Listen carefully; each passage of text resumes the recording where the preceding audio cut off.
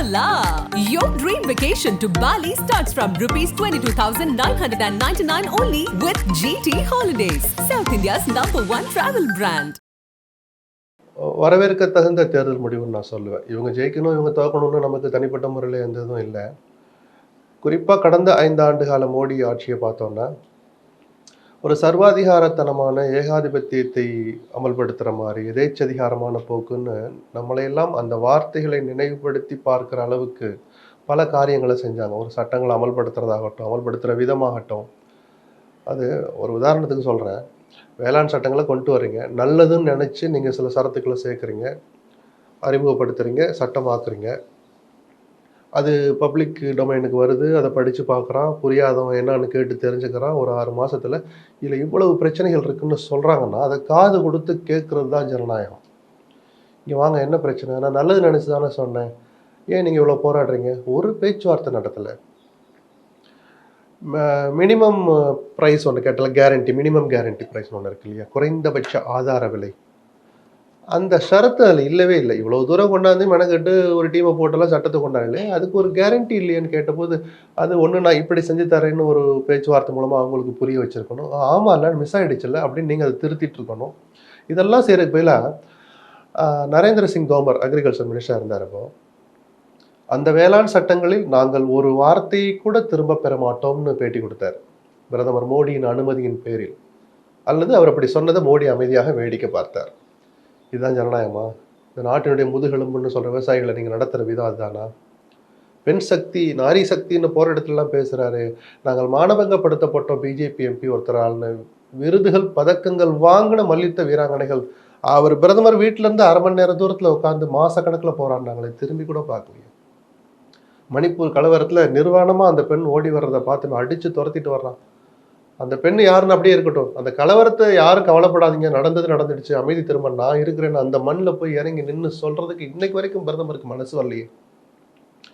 இவ்வளவு விஷயங்களை வச்சு பார்த்தோன்னா, அது மாதிரி எதிர்கட்சிகளை பழி வாங்குறது, தப்பு செஞ்சவங்களை பிடிச்சி உள்ள போகிறல யாருக்கு எந்த ஆட்சேபனையும் இல்லை. அது என்ன, எதிர்கட்சிக்காரன் மட்டும்தான் தப்பு செய்வாங்கிற மாதிரி அவர்களை நோக்கியே எல்லா ஏஜென்சிகளையும் ஏவுறது, வங்கி கணக்கு முடக்கிறது, இது மாதிரி ஜனநாயகத்துக்கு விரோதமான அத்தனையும் செஞ்சதை பார்த்த போது தான் அதற்கெல்லாம் காரணம் அவர்கள் வச்சிருக்கிற அந்த கம்பீரமான மெஜாரிட்டி தான். 303 அந்த நம்பர் ஏற்படுத்திய கொடுத்த அந்த ஆணவம், திமிர்தான்னு ஒரு முடிவுக்கு நம்மலாம் வந்தோம்.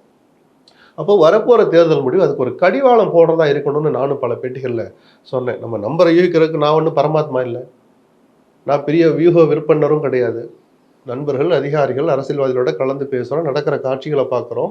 உத்தரப்பிரதேசத்தில் செத்துப்போன கட்சின்னு பேர் எடுத்த காங்கிரஸ், அதனுடைய தலைவராக அறியப்படுகிற ராகுல் காந்தி, அகிலேஷும் சேர்ந்து ஒரு மேடையில் ஏற கூட்டம் அப்படி அலமோது. காசு கொடுத்து கூப்பிட்டால் அவங்களுடைய முகங்களில் இந்த எழுச்சி வராது. அப்படி நிற்பான், 200 ரூபா கொடுத்தாங்க, அடுத்து சாப்பாடு போட போகிறான், குடிக்க ஏதோ கொடுக்க போகிறான்னு அந்த மைண்ட்லேயே இருப்பான். அது நீங்கள் முகத்தில் ரீட் பண்ணலாம். எழுச்சி காசுக்கு வராது. அந்த எழுச்சி கலந்த கூட்டத்தை பார்த்த போது ஸோ ஏதோ ஒன்று நடக்குதுன்னு நம்மளாம் ஒரு ரீட் பண்ணுறோம்.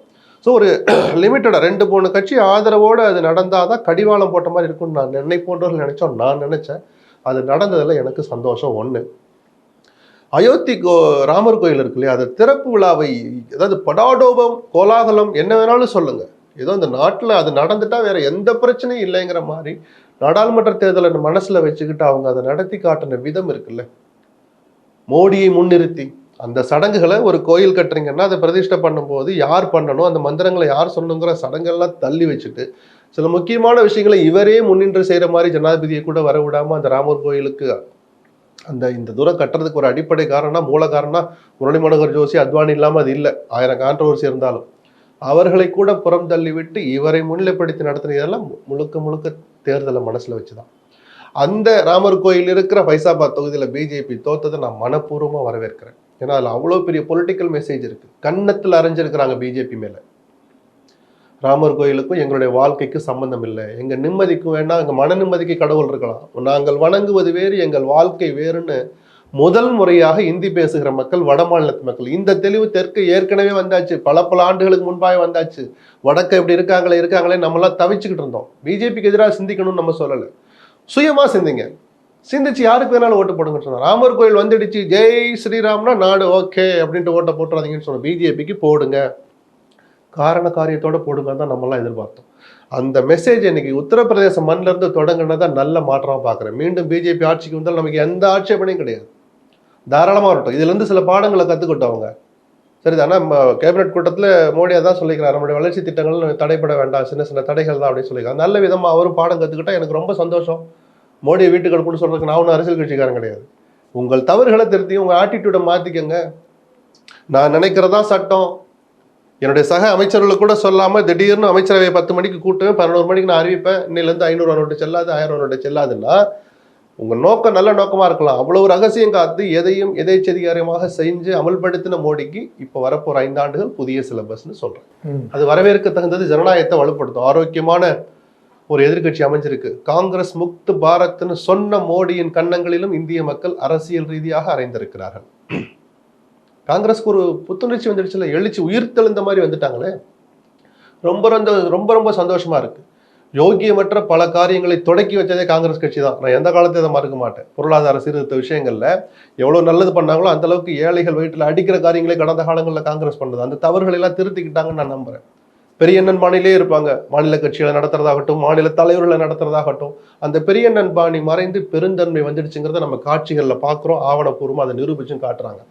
கிட்டத்தட்ட 250 இடங்கள் 270 இடங்களை கொடுத்துட்டு 300 இடங்களுக்குள்ள நாங்கள் நிற்கிறோம்னு சொல்றதுக்கே ஒரு பெருந்தன்மை வேணும். தோக்கிற சீட்டை கொடுத்தாருன்னா கொடுக்காட்டினா நகல் பண்ணலாம். நமக்கு ஒரு எழுச்சி வந்திருக்கு, வாத யாத்திரைலாம் போயிருக்கிறோம், ஜோடோ யாத்திரை போனோம், அப்போ நமக்கு ஏதாவது வந்துடும் நினைச்சு ரொம்ப இதெல்லாம் அவங்க நடந்துக்கிடலை. அந்த பெருந்தன்மை, ராகுல் காந்தி கிட்ட இருந்த உழைக்கணுங்கிற அந்த எண்ணம், சுகவாசின்னு பேர் எடுத்த ராகுல் பப்புன்னு கிண்டல் பண்ணது ஒரு பக்கம் இருக்கட்டும், அவர் சுகவாசின்றது நாடறிஞ்ச உண்மை. ஆகுன்னா ஃப்ளைட்டை பிடிச்சி வெளிநாட்டு போயிடுவார். கடந்த 1.5-2 ஆண்டுகளாக ராகுல் தன்னையும் மாற்றிக்கொண்டு தன்னையும் வருத்தி கொண்டு இந்த நாட்டுக்காக நானும் உழைக்க முடியும் நிரூபிச்சனுடைய பலனை தான் இன்னைக்கு காங்கிரஸ் அனுபவிக்குது. ஸோ இவர்கள் வெற்றி பெற்றதும் சரி, இவர்கள் தோல்வி அடைந்ததும் சரி, இரண்டுமே சந்தோஷத்தை கொடுத்துருக்குன்னு நான் சொல்லுவேன். அது கடிவாளம் போடப்பட்ட வெற்றி, இது ஒரு நம்பிக்கையை ஏற்படுத்துகிற தோல்வி. தமிழ்நாட்டில் சார், தமிழ்நாட்டில் நம்ம எல்லாரும் எதிர்பார்த்ததான் மிக பெருவாரியான இடங்கள்ல திமுக ஜெயிக்குன்னு சொன்னா 40க்கு 40 ஜெயிக்கிறது திமுகவுக்கு நல்லது இல்லைன்னு நான் ஒரு ஜனநாயக மாண்புகளை மனசுல வச்சு சொன்னேன். ஏதோ திமுக அப்படியே நாடே இதாக போகுது அந்த அர்த்தத்துல சொல்லலை. நம்மளை கேள்வி கேட்க யாருமே இல்லைங்கிற ஒரு இந்த வெற்றி அவர்களுக்கு ஒரு மமதையை கொடுத்துடக்கூடாது. நல்லது எவ்வளவு பண்ணிருக்கீங்களோ, சில தவறுகளும் இந்த ஆட்சியில் நடக்குது. அந்த தவறுகளுக்கு கிடைத்த அங்கீகாரமாக திமுக எடுத்துக்கொள்ளாமல் இருந்தால் எனக்கு எந்த ஆட்சேபனையும் இல்லை. சட்டமன்ற தேர்தல் நெருங்கி வருது. நீங்க நம்மளை கேள்வி கேட்க ஆள் இல்லை, மக்கள் நம்ம பக்கம் நினைச்சு நீங்க இப்ப செய்யற விஷயங்கள் நல்லது இதே வேகத்துல செஞ்சா நல்லது, தவறுகளையும் அதே வேகத்தில் செஞ்சீங்கன்னா உங்களுக்கு சட்டமன்ற தேர்தலில் பாதிப்பை ஏற்படுத்தும் அப்படிங்கிற அந்த விதத்தில் சொன்னேன். மற்றபடி மிக நெருக்கமான இப்போ நம்ம சொன்னல எந்தெந்த தொகுதி சார் ஜெயிக்கும் அப்படின்ற போது நம்ம தருமபுரியிலேருந்து ஆரம்பித்தோம். தருமபுரி, தேனி, ராம்நாடு அப்படின்லாம். அது நிஜமாவே நான் விருதுநகரை இவ்வளோ டைட்டாக இருக்குன்னு நான் எதிர்பார்க்கவே இல்லை. அப்படி நம்ம சொன்ன தொகுதியெல்லாம் 2ஆம் இடம் வரல. ஏன்னா அந்தளவுக்கு வேட்பாளருடைய அந்த பிரபல்யம் கை கொடுக்கும்னு நினச்சி நம்ம அதை சொன்னோம். ராமநாதபுரத்துலையும் தேனியிலையும் அவர்கள் வெற்றி பெறலாம் கூட 2ஆம் இடம் வந்திருக்கு. அந்த 2 இடங்களிலும் அதிமுக டெபாசிட்டை இழந்ததுங்கிற கவனிக்க தகுந்த ஒரு முடிவை அந்த 2 பேரும் நிரூபித்து காட்டியிருக்கிறாங்க. திமுக அங்கே பணம் கொடுத்தும் இவர்கள் பணம் செலவழிக்காமல் கிடைச்ச ஓட்டு, அந்த ஓட்டு எல்லாருக்குமே தெரியும். திமுகவை செலவழிச்சாங்க. மாநிலம் முழுக்க பூத் காசுங்கிற பேரில் 10 கோடி 15 கோடி குறைஞ்சபட்சம் செலவழிச்சாங்க. பல தொகுதிகளில் பணமும் கொடுத்தாங்க. அதில் தேனியும் ராமநாதரும் விதிவிலக்கு அங்கேயும் தான் அதை மீறி அந்த வாக்குகளை வாங்கி காமிச்சாங்க. விஜயபிரபாகரனுக்கு நிஜமாவே சிலிர்க்க வைத்ததுன்னு சொல்லுவேன். இந்த சின்ன வயசுல அந்த வெற்றி கிடைச்சா கூட ஒரு புரியாத ஒரு மமதை தானான்னு புரியாமலே ஒன்று வந்திருக்கலாமோ என்னமோ எனக்கு கொஸ்டின் இருக்கு. வெற்றி பெற்று தான் வாழ்த்து சொல்லியிருப்போம் முதல் ஆளா. தோல்வியில் அவர் தூளக்கூடாதுங்கிறதுக்காக மட்டுமல்ல, நான் யதார்த்தத்தை சொல்றேன். இந்த தோல்வி அவருக்கு நிறைய பக்குவத்தை கொடுக்கும், மன வலிமையை கூட்டியிருக்கும்னு நம்புறேன் நான். நம்மளாலையும் சில விஷயங்களை சாதிக்க முடியுங்கிற பாடத்தை இந்த வயசுலேயே அவருக்கு இந்த தோல்வி கொடுத்துருக்கும். அது வரவேற்க தகுந்த தோல்வின்னு தான் நான் எடுத்துக்குவேன். அதில் சில கான்ட்ரவர்சி இன்னைக்கு பிரேமலதா கிளப்பியிருக்கிறா, அது விசாரணைக்கு உரியது. நீதிமன்றத்தை நாடுங்கன்னு தலைமை தேர்தல் அதிகாரி சொல்லியிருக்கிறார். வாக்கு எண்ணிக்கையில் சில குளறுபடிகள் நடந்ததா, அது அதன் போக்கில் விடலாம். இப்போ இதுதான் முடிவு அப்படின்னு எடுத்து பார்க்குற போது விஜயபிரபாகரனுக்கு இந்த மன உறுதியோடு அவர் தொடர்ந்தார்னா நல்ல எதிர்காலம் இருக்குன்னு நான் சொல்லுவேன். போராடுகிற குணத்தை இந்த தோல்வி அவருக்கு கொடுக்கும். சௌமியா அவங்க குடும்பத்தோடு அவங்க பிரச்சாரம் பண்ண விதத்தை எல்லா மக்களும் ரசித்தாங்க. அவங்க பொண்ணுங்க நின்று தெருவில் இறங்கி டீ குடிச்சு, தண்ணியை குடிச்சு, தண்ணி குடாத்தான்னு வாங்கி குடிச்சு தெருவா நடந்து பிரச்சாரம். இதையெல்லாம் இந்த ஒரு என்ன சொல்றது, எல்லா அக்கிரமங்களும் நிறைந்த அரசியலுக்கு மத்தியில் இந்த காட்சிகள், சில காட்சிகள் ரசிக்கிற மாதிரி இருந்தும் சொல்லல, அந்த மாதிரி மனதை தொடுகிற சில விஷயங்கள் நடந்தனாலதான் இவ்வளவு நெருக்கமா போனாங்க. நல்லாவும் பேசியிருக்காங்க. திமுகவும் செலவழிச்சிருப்பாங்க, பாமகவும் செலவழிச்சிருப்பாங்க. நான் டீசெண்டா சொல்றேன். இந்த நெருக்கமான போட்டி ஏற்படுத்தி சௌமியாவுக்கும் ஒரு நம்பிக்கையை கொடுத்திருக்கும். எதிர்காலத்தில் அது அவருக்கு பிரயோஜனப்படலாம். அண்ணாமலை 2ஆம் இடம் பெற்றது. அது இவ்வளவு வாக்கு வித்தியாசத்தில் அதிமுகவுக்கும் பிஜேபிக்குமானது வாக்கு வித்தியாசம். இத்தனை லட்சங்கள் இருந்தது. அதிமுக தொண்டர்கள் வெட்கப்பட வேண்டிய ஒண்ணு. அவர் சவால் விட்ட மாதிரியே, ஏன்னா அவரால் தான் இந்த கூட்டணி பிரிஞ்சதுங்கிறத நான் தொடர்ந்து சொல்லிக்கிட்டு இருக்கேன். எல்லாருக்கும் தெரியும். இன்னைக்கு வேலுமணியும் அதை உறுதிப்படுத்தி சொல்லுங்க. அண்ணாமலையின் துடுக்குத்தனமான பேச்சு தான் அந்த கூட்டணி முறிய காரணம். ஒன்னா இருந்திருந்தா நாங்கள் 30லேருந்து 35 இடம் ஜெயிச்சிருப்போம் அப்படின்னு சொல்றாரு. அப்படிப்பட்ட அண்ணாமலை நீங்க எப்படி சார் டீல் பண்ணியிருந்திருக்கணும்? அந்த வேலுமணி களத்துல இறங்கி பம்பரமா சுத்தி இருந்தா இன்னைக்கு அந்த 4.5 லட்சம் ஓட்டுல 2 லட்சம் ஓட்டு அதிமுக ஓட்டு. கவுண்டர் சமுதாயத்து ஓட்டல் இருக்கு. அவர் அதிமுகவுக்குன்னே இருக்கிற ஒரு ஓட் பேங்க். அவங்க கொஞ்சம் திருப்பி இருந்தாலும் வேற இது இவ்வளவு கௌரவமான தோல்வியா நம்ம மாத்தி காமிச்சிருக்கலாமே. இன்னைக்கு நீங்க ரொம்ப இதால இருக்கீங்க. சொல்லி காட்டுறாருல, நான் எங்க இருக்கேன், ஏடிஎம்கே எங்க இருக்குன்னு பாருங்க. ஒரு அண்ணாமலையோட உழைப்பல் இருக்கு, அவருடைய பிரச்சார வேகம் இருக்கு, அந்த சமூகத்து மக்களின் ஆதரவு இருக்கு. இதெல்லாம் தாண்டிட்டோம். பொலிட்டிக்கலா டீல் பண்ணிருக்கணும் அதிமுக. அங்க கொஞ்சம் நாமக்கல்ல காட்டின வேகத்தை தங்கமணி கோயம்புத்தூர்ல வேலுமணி காட்ட தவறிட்டாரோன்னு தோணுது. மற்றபடி வேட்பாளருடைய வேகம் ஒன்று இருக்கு. அங்கே கூட்டணி கட்சி கொங்கு நாடு அந்த கட்சிக்கு கொடுத்த தொகுதி அது.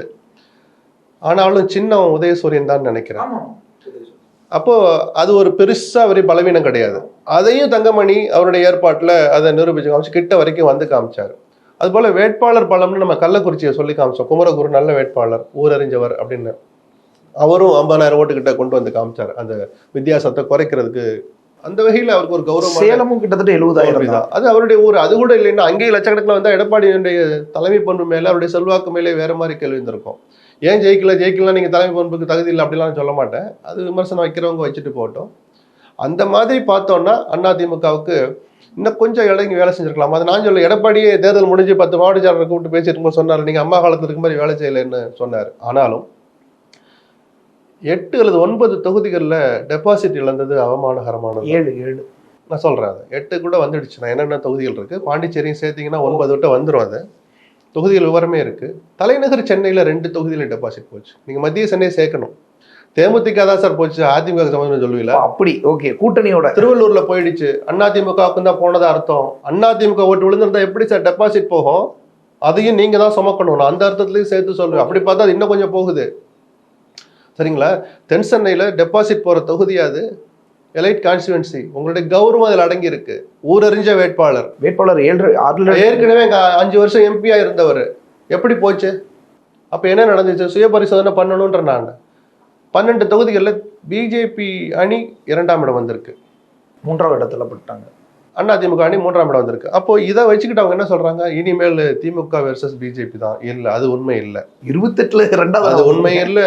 இவ்வளவு பலவீனங்கள் இருந்தும் அதிமுக இன்னைக்கும் பெரிய கட்சி தான். அதை நான் என்னைக்குமே மறுக்க மாட்டேன். ஆனால் வாக்கு சதவீதம் இவ்வளவு குறைஞ்சது அதிர்ச்சிகரமானது. நான் சொன்னேன்ல, 25க்கு குறைஞ்சா கேள்விகள் வரும். எடப்பாடி தன்னுடைய தலைமை பண்பை கொஞ்சம் பாதுகாத்துக்க வேண்டிய கட்டாயம் வரும்னு சொன்னேன். அவரை நோக்கி கேள்விகள் வரும். அதை ஆரோக்கியமாக அவர் எதிர்கொள்ளணும்னு பார்க்குறேன். அவர் விட்ட அறிக்கையிலேயே நல்ல வார்த்தை 2 இருந்தது. நான் பல நேரங்களில் சொல்லி காமிச்சேன். முந்தா நாள் விட்டார் அறிக்கை, தேர்தல் முடிவுகளுக்கு பிறகு. இந்த தேர்தல் முடிவுகள் 2026 சட்டமன்ற தேர்தலை நாம் எவ்வாறு அணுகுவது என்பதற்கான பாடத்தையும் படிப்பினையையும் கற்றுக் கொடுத்திருக்கிறதுன்றது. எந்த தலைவரும் இவ்வளவு வெளிப்படையாக சொல்லவே மாட்டாங்க. ஆனால் இவர் வெளிப்படையாக சொன்னால் நான் மனப்பூர்வமாக வரவேற்கிறேன். நல்ல மாற்றம் அது. எடப்பாடியின் பிடிவாத குணத்தை நான் நினச்சி பார்த்தேன்னா, இந்த வார்த்தைகள் கடங்கி அறிக்கையில் அவர் கையெழுத்து போட்டது அவர் மனதில் ஏற்பட்ட மாற்றம் தான் நான் சொல்லுவேன். ஸோ ஏதோ ஒரு பாடத்தை அவர் கற்றுக்கிட்டேங்கிறாரு. பல காரணம் இருக்கலாம். ஓபிஎஸ்ஸை நீக்கிருக்கக்கூடாதோ, எந்த காலத்தையும் தினகரனை சேர்க்க மாட்டேன்னு சவால் விட்டுருக்கக்கூடாதோ, அவசரப்பட்டு பிஜேபி இருந்து வெளியில் வந்திருக்கக்கூடாதோ அப்படின்னு பல பாடங்களாக அது இருக்கலாம்னு நான் நினைக்கிறேன். இதுதான் ஆப்ஷன்ஸில் இருக்குது. இதெல்லாம் அவர் எதை நினைச்சாருன்னு தெரியல. இனிமேல் அவர் போகிற திசையை பார்த்து வெளியிடுகிற கருத்துக்களை பார்த்து நம்ம ஒரு முடிவுக்கு வரலாம். உடனடியாக சுய பரிசோதனை செய்ய வேண்டிய கட்டாயம் அதிமுகவுக்கும் எடப்பாடி பழனிசாமிக்கும் வந்திருக்கு. சார், வேலுமணி அவர்களே சொன்ன மாதிரி ஒருவேளை கூட்டணி பாஜகவோடு அமைச்சிருந்தாங்கன்னா, ஒன்றா நின்றுருந்தாங்கன்னா எடுத்து கூட்டி பாருங்க. அரித்மேட்டிக் அப்படியே ஓட்டு விழுன்னு நான் சொல்லலை. ஆனால் இதை புறக்கணிக்கவும் முடியாது. 13 தொகுதிகளில் திமுக விட அதிக ஓட்டு வாங்கியிருக்காங்க 2 பேரும். 2 தொகுதிகளில் வித்தியாசம் 10,000 தான். 6 தொகுதிகளில் 50,000 தான். கெமிஸ்ட்ரியும் சேர்த்து வேலை பார்த்துருந்தா வேலுமணி சொன்ன வார்த்தை உண்மை. 35 வரைக்கும் கூட நான் போக மாட்டேன். 20 முதல் 25 இடங்கள்ல தாராளமாக ஜெயிச்சிருப்பாங்க. அப்படி ஜெயிச்சிருந்தா இன்னைக்கு சந்திரபாபு நாயுடு நிதிஷ்குமார் பக்கத்துல, சந்திரபாபு நாயுடு பக்கத்துல எடப்பாடி உட்காந்துருப்பாரு சார். எடப்பாடி உட்கார வைக்கணுங்கிறது ஏன் ஆசை கிடையாது. தமிழ்நாட்டின் பிரதிநிதியாக அவர் உட்கார்ந்துருப்பார். நல்ல துறைகளை வாங்கியிருப்பார். தமிழ்நாட்டு நலனுக்கு அது உதவியா இருந்திருக்கும். அதிமுக வளர்ச்சிக்கும் இருப்புக்கும் கூட அது ஒரு ஆதாரமா இருந்திருக்கும். அந்த நல்ல வாய்ப்பை அண்ணாமலையுடைய துடுக்குத்தனம் தடுத்தது. எடப்பாடியினுடைய ராஜதந்திர குறைபாடு தடுத்தது.